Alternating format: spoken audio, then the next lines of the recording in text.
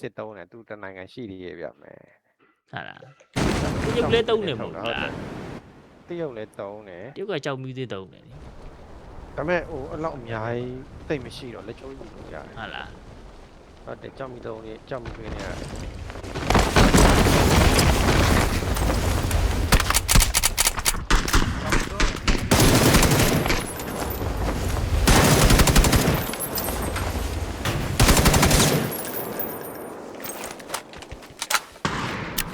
အော်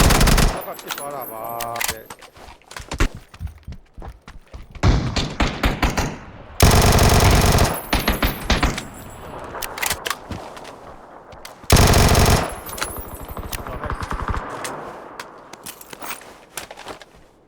ဒီကောင်မှာ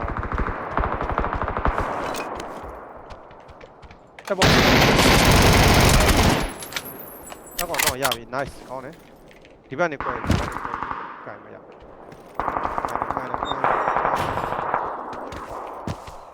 လာကဲလက်တာနဲ့တွေ့လိမ့်မယ်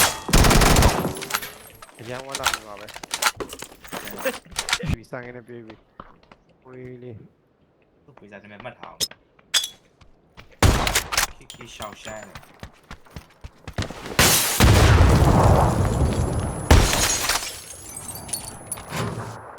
ဟာကောင်းလိုက်တယ်ကွ